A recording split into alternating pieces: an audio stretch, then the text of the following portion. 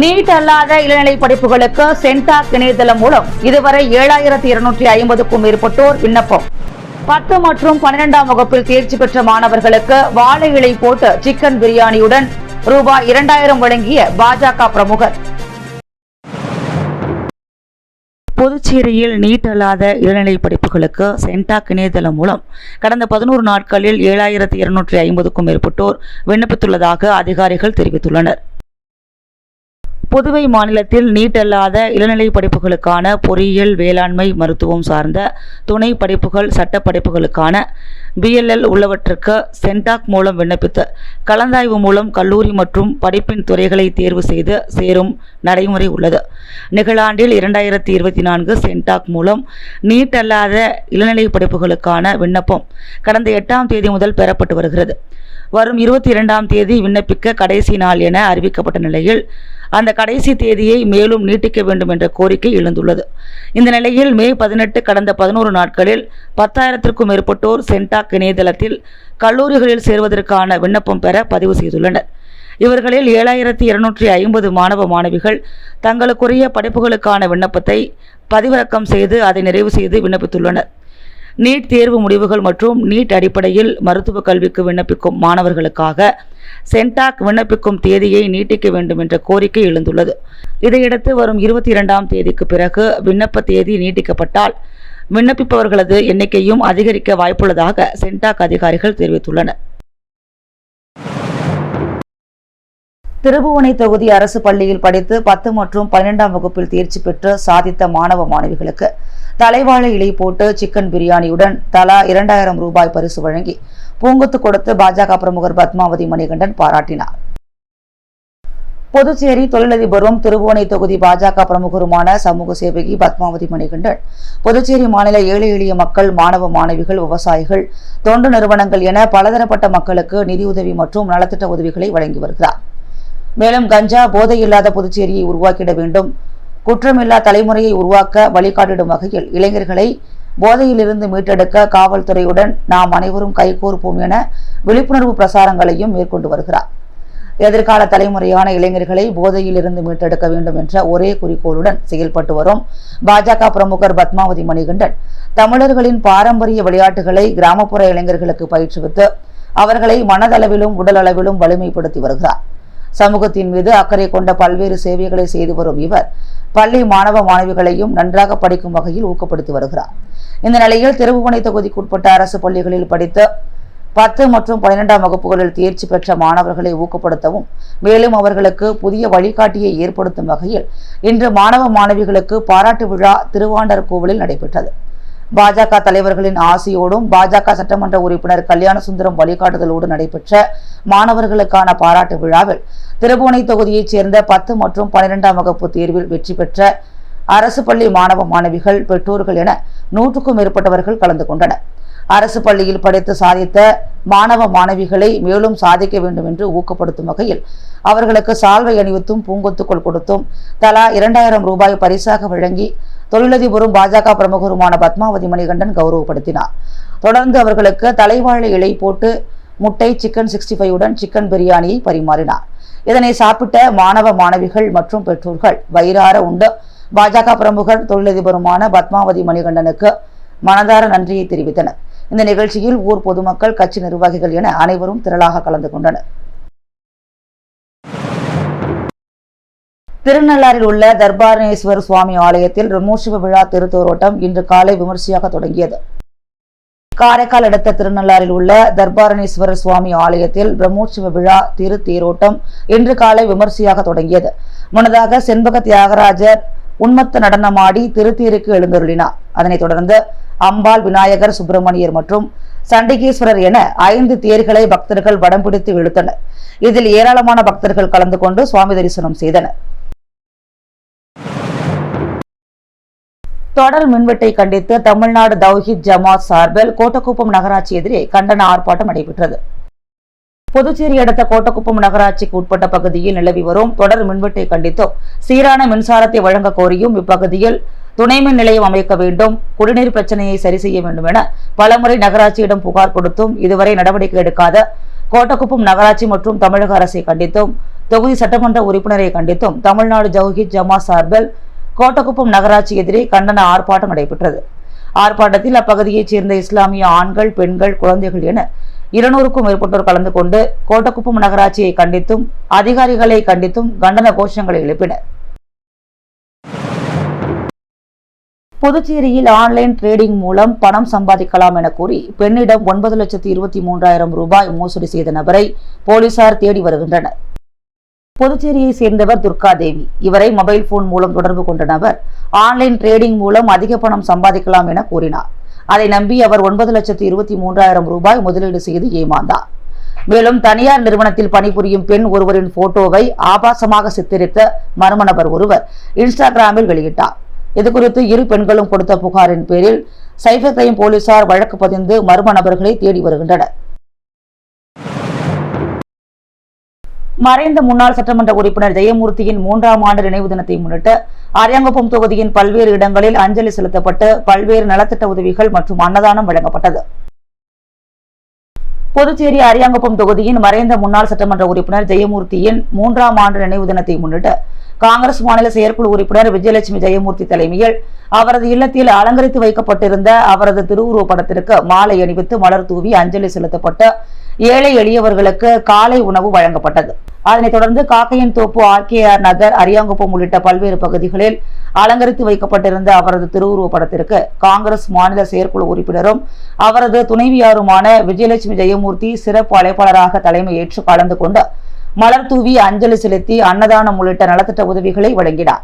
தொடர்ந்து முருங்கம்பாக்கம் காங்கிரஸ் கமிட்டி சார்பில் வில்லியனூர் முருங்கம்பாக்கம் சாலை சந்திப்பில் அலங்கரித்து வைக்கப்பட்டிருந்த அவரது திருவுருவப் படத்திற்கு மாநில காங்கிரஸ் கட்சி தலைவரும் பாராளுமன்ற உறுப்பினருமான வைத்திலிங்கம், முன்னாள் முதலமைச்சர் நாராயணசாமி, முன்னாள் அமைச்சர் கந்தசாமி ஆகியோர் தலைமையில் மாலை அணிவித்து மலர் தூவி அஞ்சலி செலுத்தப்பட்டு பொதுமக்களுக்கு காலை உணவு வழங்கப்பட்டது. மேலும் அவரது நினைவாக ஊனமுற்ற நபர்களுக்கு 3 சக்கர சைக்கிள் வழங்கப்பட்டது. இந்நிகழ்ச்சியில் காங்கிரஸ் கட்சி நிர்வாகிகள் தனபால், குருமூர்த்தி, சிவராமகிருஷ்ணன், அருளரசன், சாமிநாதன், காங்கேயன், பெஸ்ட் முருகன், கிருஷ்ணமூர்த்தி, திமுக இலக்கிய அணி அமைப்பாளர் சிவசங்கரன் உள்ளிட்ட ஏராளமான காங்கிரஸ் கட்சி நிர்வாகிகள் பலர் இந்நிகழ்ச்சியில் கலந்து கொண்டு அஞ்சலி செலுத்தினர். மடுகரை பட்டாம்பாக்கம் செல்லும் சாலையில் உள்ள ஏரிக்கரை பகுதியில் கோழிக்கறி கழிவுகள் மூட்டை மூட்டையாக வீசப்படுகிறது. இதனால் சுகாதார சீர்கேடு ஏற்படுவதாகவும் சட்டமன்ற உறுப்பினர் இதனை கண்டுகொள்வதில்லை எனவும் பொதுமக்கள் குற்றம் சாட்டுகின்றனர். நெட்டப்பாக்கம் தொகுதிக்குட்பட்ட மடுகரை பட்டாம்பாக்கம் செல்லும் சாலையில் உள்ள ஏரிக்கரை பகுதியில் கோழிக்கறி கழிவுகளை சில சமூக விரோதிகள் மூட்டை மூட்டையாக வீசி செல்கின்றனர். தற்பொழுது மழை பெய்து கொண்டிருப்பதால் சுகாதார சீர்கேடு ஏற்பட்டு நோய் தொற்று ஏற்படும் நிலை உருவாகியுள்ளது. மேற்கொண்டு இப்பகுதியில் மிக மோசமாக துர்நாற்றம் வீசுவதால் சாலையில் செல்பவர்கள் மூக்கை பிடித்தபடியே செல்கின்றனர். மேலும் அப்பகுதியில் மிக அதிக அளவில் நாய்கள் சுற்றித் திரிவதால் சாலையில் செல்பவர்களை துரத்தி சென்று கடித்து வருகின்றது.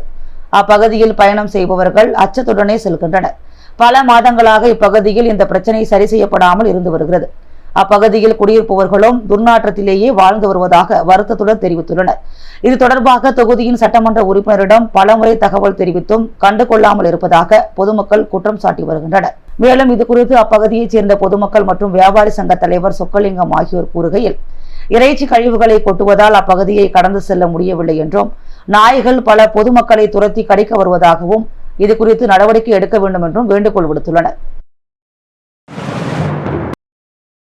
புதுச்சேரி நீடராஜப்பையர் வீதியில் புதிதாக அமைக்கப்பட்டுள்ள விஜயலட்சுமி தஞ்சாவூர் ஆர்ட் கேலரியின் புதிய கிளை இன்று திறக்கப்பட்டது. புதுச்சேரி நீடராஜப்பையர் வீதியில் கடந்த 15 ஆண்டுகளாக வெற்றிகரமாக செயல்பட்டு வந்த விஜயலட்சுமி தஞ்சாவூர் ஆர்ட் கேலரியின் மற்றும் ஒரு புதிய கிளை ஈஸ்வரன் கோயில் வீதியில் அமைக்கப்பட்டுள்ளது. இதன் திறப்பு விழா இன்று நடைபெற்றது. இந்த விழாவில் சிறப்பு அழைப்பாளராக கலந்து கொண்ட புதுச்சேரி துணைநிலை ஆளுநரின் செயலாளர் நெடுஞ்செழியன் விஜயலட்சுமி தஞ்சாவூர் ஆர்ட் கேலரியை திறந்து வைத்தார். தொடர்ந்து புதுச்சேரி வனத்துறை அதிகாரி வஞ்சுலவள்ளி ஸ்ரீதர் மற்றும் கலை பண்பாட்டுத்துறை இயக்குனர் கலியபெருமாள், புதுச்சேரி SP வம்சிதர் ரெட்டி ஆகியோர் சிறப்பு அழைப்பாளராக கலந்து கொண்டு விஜயலட்சுமி ஆர்ட் கேலரியை குத்துவிளக்கேற்றி தொடங்கி வைத்தனர். இந்த நிகழ்ச்சியில் கலைமாமணி கின்னஸ் சாதனை world record holder Vijayalakshmi Prabhakaran மற்றும் தஞ்சாவூர் பெயிண்டிங் ஆர்டிஸ்ட் தினேஷ் உள்ளிட்ட ஏராளமான நிர்வாகிகள், முக்கிய பிரமுகர்கள் கலந்து கொண்டனர்.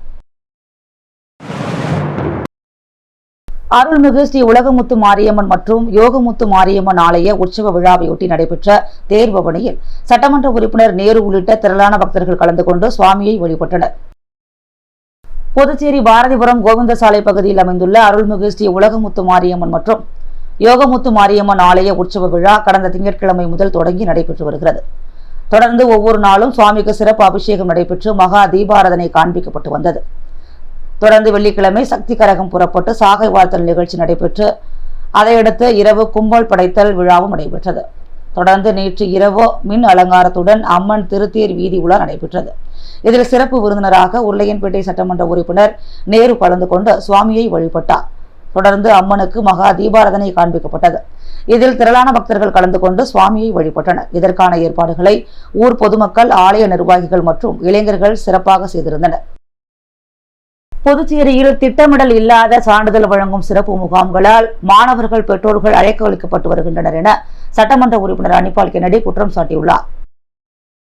புதுச்சேரி உப்பளம் தொகுதி திமுக சட்டமன்ற உறுப்பினர் அனிபால் கென்னடி வெளியிட்டுள்ள அறிக்கையில், மாணவர்களை அலைக்கழிக்க கூடாது என்பதற்காக நகர பகுதிகளிலும் கிராமப்புறங்களிலும் சான்றிதழ் நடத்தும் சிறப்பு முகாம்களை வருவாய்த்துறை நடத்தி வருகிறது. ஆனால் தாசில்தார் அலுவலகங்களில் காத்து கிடந்தே அதே நிலைமைதான் முகாம்களிலும் நடைபெறுகிறது. முகாம்களுக்கு முன்கூட்டியே திட்டமிடல் இல்லை. மாணவர்கள், பெற்றோர்கள் அலைக்கழிக்கப்படுகின்றனர்.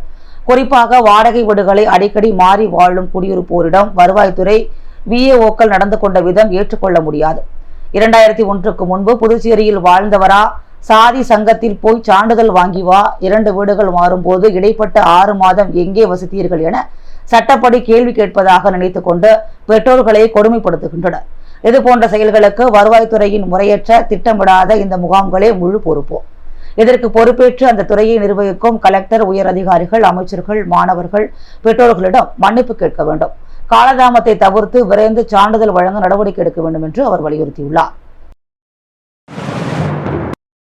புதுச்சேரியில் ஏழை எளிய மாணவர்களுக்கு தொடர்ந்து 20 நாட்களாக கல்வி சார்ந்த உபகரணங்களை வழங்கிய வழக்கறிஞர் ஐயப்பன் நன்றாக படித்து உயரிய பதவிக்கு செல்ல வேண்டும் எனவும், அநியாயத்தையும் ஊழல் அதிகாரிகளையும் லஞ்சம் வாங்குபவர்களையும் தட்டி கேட்க வேண்டும் எனவும் அவர் கேட்டுக்கொண்டார். புதுச்சேரி முருங்கம்பாக்கத்தில் உள்ள தனது அலுவலகத்தில் பதிவு செய்த மாணவர்களுக்கு தொடர்ந்து 20வது நாளாக அரசு பள்ளி ஏழை எளிய மாணவர்களுக்கு கல்வி சார்ந்த உபகரணங்களை வழக்கறிஞர் ஐயப்பன் வழங்கி வருகிறார். தொடர்ந்து அவர் மாணவர்களிடம் உரையாற்றுகையில், நன்றாக படிக்க வேண்டும் எனவும், படித்து உயரிய பதவிக்கு செல்ல வேண்டும் எனவும், அநியாயத்தையும் ஊழல் அதிகாரிகளையும் லஞ்சம் வாங்குபவர்களையும் தட்டி கேட்க வேண்டும் எனவும் கேட்டுக்கொண்டார். மேலும் அரசு பள்ளி மாணவர்களில் விளிம்பு நிலையில் கல்வி சார்ந்த உபகரணங்களை எந்த சூழ்நிலையிலும் வாங்க முடியாமல் தவிக்கும் பெற்றோர்கள் இல்லாத, தாய் அல்லது தந்தை இல்லாத மாணவர்கள் மட்டுமே அணுகுமாறும் வழக்கறிஞர் ஐயப்பன் கேட்டுக்கொண்டார். மேலும் கல்வி சார்ந்த உபகரணங்களை வாங்க வரும் மாணவர்கள் அவர்களின் பள்ளி அடையாள அட்டையை கண்டிப்பாக கொண்டு வர வேண்டும் என்றும் அவர் கேட்டுக்கொண்டார். முள்ளிவாய்க்கால் ஈகியர்களுக்கு தமிழ் தேசிய பேரியக்கம் சார்பில் புதுச்சேரி ராஜா திரையரங்கம் அருகில் வீரவணக்கம் செலுத்தப்பட்டது. தமிழீழ மண் முள்ளிவாய்க்காலில் 2009 மே மாதத்தில் லட்சக்கணக்கான தமிழர்கள் சிங்கள இனவெறி அரசால் கொன்றொழிக்கப்பட்டு மண்ணோடு மண்ணாக புதைக்கப்பட்டனர். அந்த பேரழிவை மறக்காமல் இருக்கவும், அப்படுகொலைக்கு நீதி கிடைக்கவும், தமிழீழ மண் விடுதலை பெறவும் முள்ளிவாய்க்காலில் கொல்லப்பட்ட தமிழர்களுக்கு உலகம் முழுவதும் அஞ்சலி செலுத்தப்படுகிறது.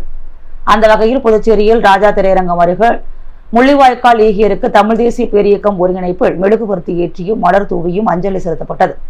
முள்ளிவாய்க்காலில் நடைபெற்ற போர்க்குற்றம், இனப்படுகொலை சர்வதேச விசாரணை வேண்டும், படுகொலைக்கு ஆளான தமிழீழ மக்களிடம் கருத்து வாக்கெடுப்பு நடத்த வேண்டும், இந்திய நாடாளுமன்றத்தில் இலங்கையில் நடந்தது இனப்படுகொலை, போர்க்குற்றம், சர்வதேச விசாரணை வேண்டும் என்று தீர்மானம் நிறைவேற்ற வேண்டும் என்று முழக்கங்கள் எழுப்பப்பட்டது.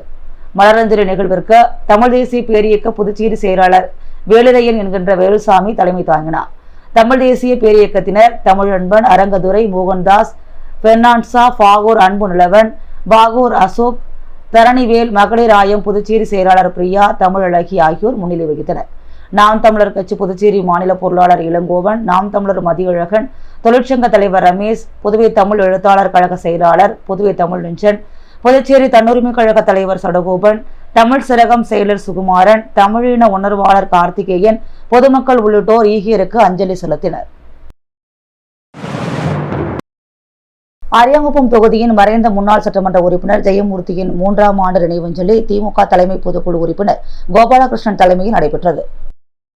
அரியாங்குப்பம் தொகுதியின் மறைந்த முன்னாள் சட்டமன்ற உறுப்பினர் ஜெயமூர்த்தியின் 3ஆம் ஆண்டு நினைவு தினத்தை முன்னிட்டு அரியாங்குப்பம் பைபாஸ் சாலையில் திமுக தலைமை பொதுக்குழு உறுப்பினர் கோபாலகிருஷ்ணன் தலைமையில் அலங்கரிக்கப்பட்ட ஜெயமூர்த்தியின் திருவுருவப் படத்திற்கு மலர் தூவி அஞ்சலி செலுத்தப்பட்டு பொதுமக்களுக்கு காலை உணவு வழங்கும் நிகழ்ச்சி நடைபெற்றது. இதில் திமுக தலைமை பொதுக்குழு உறுப்பினர் சக்திவேல் சண்முகம், அரியாங்குப்பம் திமுக தொகுதி கழக செயலாளர் சீதாராமன், இந்திய கம்யூனிஸ்ட் மாநில குழு உறுப்பினர் கீதநாதன் மற்றும் சிறப்பு அழைப்பாளராக ஜெயமூர்த்தியின் துணைவியார் விஜயலட்சுமி, திமுக தொகுதி அவைத்தலைவர் பாண்டியன், துணை செயலாளர் சிலம்பு செல்வன், ராஜேந்திரன், மாநில பிரதிநிதி கலிவரதன், தொழிலதிபர் குருமூர்த்தி, ரமேஷ், மாநில மீனவர் அணி தலைவர் ரமேஷ், மாநில அணிகளின் துணை அமைப்பாளர்கள் தியாகராஜன், முகுந்தன், செல்வராஜ், மதிவாணன், பார்த்திபன் உள்ளிட்ட ஏராளமான திராவிட முன்னேற்ற கழக நிர்வாகிகள் பலர் இந்நிகழ்ச்சியில் கலந்து கொண்டு அஞ்சலி செலுத்தினர். புதுச்சேரியில் இறந்த தனது செல்ல பிராணி ராம்போவுக்கு ஊர் முழுக்க போஸ்டர் ஒட்டி தனது வீட்டிற்குள் அடக்கம் செய்த உரிமையாளர் 7ஆம் நாள் கருமாதி அனுசரித்தார். கடந்த சில தினங்களுக்கு முன் கதிர்காமத்தில் மதி என்பவரது வீட்டில் வளர்க்கப்பட்ட செல்ல பிராணி ராம்போ எனும் நாய் இறந்து போனதை அடுத்து அதற்கு ஊர் முழுக்க கண்ணீரஞ்சலி போஸ்டர் ஒட்டி ஒருவர் இறந்துவிட்டால் அவருக்கு என்னென்ன சடங்குகள் செய்ய வேண்டுமோ அதே போன்று புரோகிதர் வைத்து ராம்போவுக்கு அனைத்து சடங்குகளையும் செய்து தனது வீட்டிற்குள்ளேயே அடக்கம் செய்தார். மேலும் ஒருவர் இறந்துவிட்டால் 7ஆம் நாள், 15ஆம் நாள், 30ஆம் நாள் அவர்களை நினைத்து படையலிட்டு சடங்குகள் செய்வது வழக்கம்.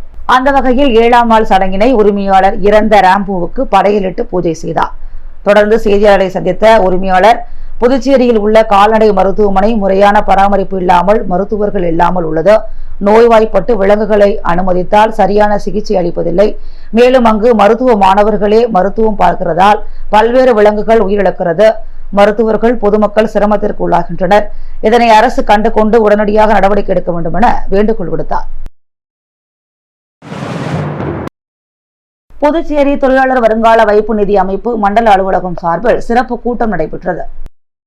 புதுச்சேரி தொழிலாளர் வருங்கால வைப்பு நிதி அமைப்பு மண்டல அலுவலகம் சார்பில் புதுச்சேரி மற்றும் காரைக்கால் பிராந்திய முதலாளிகளுக்கான கூட்டத்தை புதுச்சேரி ஹோட்டல் சன்வே மேனரில் இபிஎஃப்ஓவின் சமீபத்திய முயற்சிகள் குறித்து அவர்களுக்கு உணர்த்துவதற்காக ஒரு கூட்டத்தை ஏற்பாடு செய்தது.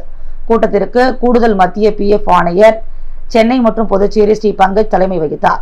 கூட்டத்தில் தொழிலதிபர்கள் கலந்து கொண்டனர். மேலும் இந்த கூட்டத்தில் பிராந்திய பிஎஃப் கமிஷனர் ஸ்ரீ விக்னேஸ்வரன் உள்ளிட்ட அதிகாரிகள் மற்றும் ஊழியர்கள் பலர் கலந்து கொண்டனர்.